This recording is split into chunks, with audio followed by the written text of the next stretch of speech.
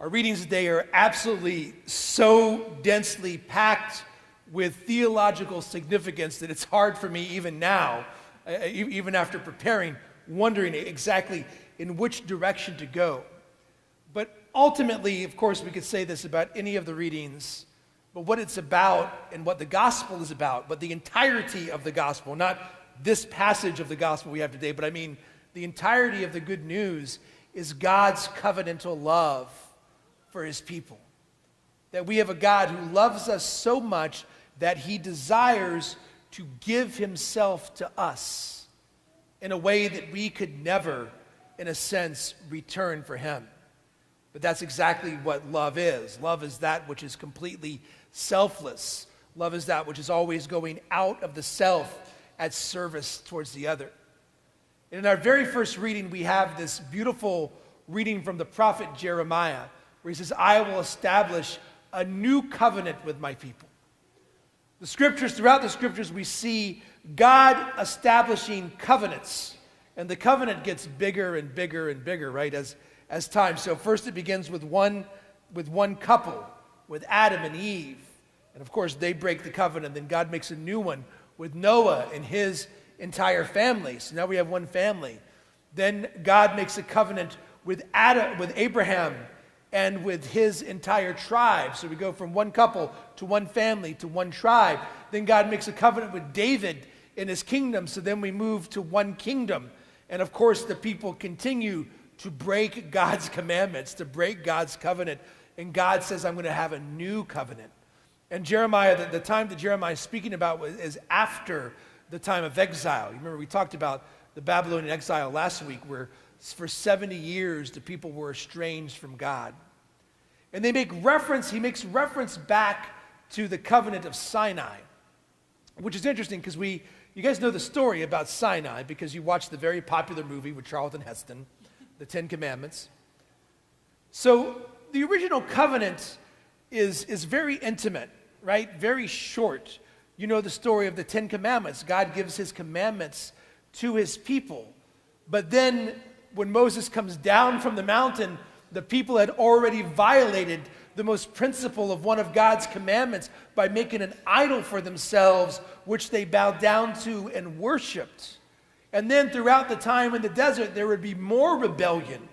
And so if you look by the end of, from this very intimate connection between God and his people, by the end of the book of Deuteronomy, you see God's list of commandments and laws are longer and longer, and it almost sounds like a peace treaty between two parties, rather than what was originally intended to be a covenant of love. As Jeremiah says, they had taken me for their master.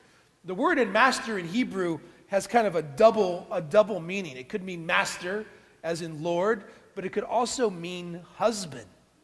In other words, he's saying that I had entered into this covenantal relationship. In fact, many people saw the relationship between God and Israel as a betrothal, if you will, as an engagement, as announcing that he will call his people to himself in a way that is intimate. But the problem is we kept bowing out of our end.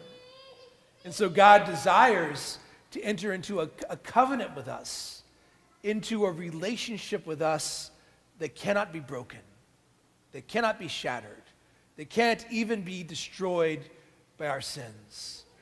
And this is where we have Jesus entering into the picture. God himself offered to God for our salvation, both God and man, fully justifying us before our Father, so that when we are baptized, we become a part of that covenant that can't be broken. That even if we commit those sins, we renew that sanctifying grace through the sacrament of reconciliation. We continue to become one with the Lord, because when we're baptized, we are baptized into Christ. But how does Christ give us this covenant, which in the Gospel of John is seen as his glory? It's seen as his crowning moment. It's seen as the moment where God is truly glorified, where God is truly elevated, where God is truly known to his people. And this is seen as the glory of God. But it's incredibly ironic, because how is it done? By Jesus on the cross. In fact, I'll give extra points to anyone who can follow this. There's a passage, a word, a phrase in the gospel this week that was in the gospel last week. Did anyone catch it? So if you remember last week, which we're in the 3rd chapter of John, now we're in the 13th chapter, so these are very far apart. Jesus says, just as Moses lifted up the serpent in the desert, so must the Son of Man be lifted up. It was a reference to Israel's faithlessness to God that caused snakes to come and attack people. And Moses made a bronze serpent, and people who looked at it were healed. Again, God showing that his covenantal love has no end. And Jesus says today, when the Son of Man is lifted up from the earth, all men will be drawn to him. Again, God's covenantal love. But how is Jesus lifted up? You know, we say the Son of Man being lifted up from the earth. Maybe we think of his resurrection. Maybe we think of his ascension into heaven. But he's talking very clearly about his crucifixion. When the Son of Man is lifted up, all will be drawn to him.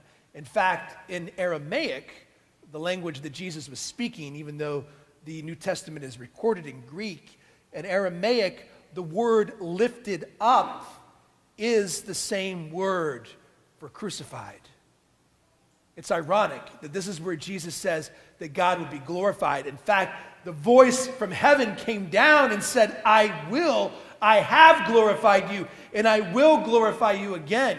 In John's gospel, the glory of God is the cross of Jesus Christ.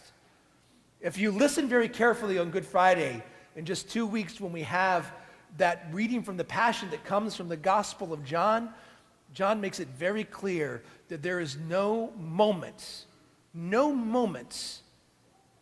in the Passion of Jesus where he was not in complete control. There is no moment where he being God, he who God spoke to in this thunderous voice, could not have stopped like that what was happening. But he chose to do so because God is glorified in revealing his love, his undying covenantal love to his people. It's a blood covenant, an exchange of persons. Jesus lifted up himself at the Last Supper when he took bread and said, "This is my body given for you." Jesus again lifted himself up on the cross as he died for our salvation. And of course, we know the Father ultimately raised him into heaven, raised him into glory. And Jesus makes several statements and metaphors to try to explain all of this to us. And he gives one in the gospel today, right? He says, unless a grain of wheat falls to the ground and dies, it remains just a grain of wheat. But see, that grain of wheat was created for one thing, right? To produce more wheat. So Jesus Christ, the Son of the living God, entered into the world to offer himself for our salvation. This is the whole point of the incarnation, was to show God's radical, risky, undying love. That we who are trapped and shackled and separated and alienated for God because of our own sins, still are invited into that covenant with him, into God's undying, unending love. The whole scriptures, it's all about God who longs to give himself to us. God who loves us even when we don't deserve it. So as we enter into this Passion Tide, as we come into this blessed season of Lent, as it comes to a close and we begin to get into all the beauty and the drama of Holy Week, which is just 6 days away now, let's recognize God's glory in his Son Jesus lifted up. Let's recognize the glory of God's undying, unending, never-failing love for us. And let's recognize that no matter what we've done, no matter what our sins are, no matter what our inclinations are, no matter what we're struggling with in this life, no matter how faithless we have been in keeping up our end of the commandments and our end of the deal, that God has entered into that covenant with us. That his law, as Jeremiah says, is truly written on our hearts because it's carved into our very being. That he is our God and we are his people. And he longs to draw us to himself. How? When his son Jesus is lifted up. So let's this week focus, as we prepare to celebrate the beauty and the mystery of Easter, focus on Jesus lifted up for our salvation. Especially at this Mass, let's see Jesus literally elevated in the Blessed Sacrament as he was being lifted up on the cross for our salvation. And let's recognize that all of this reveals to us God's glory, which is his undying, never-ending love for you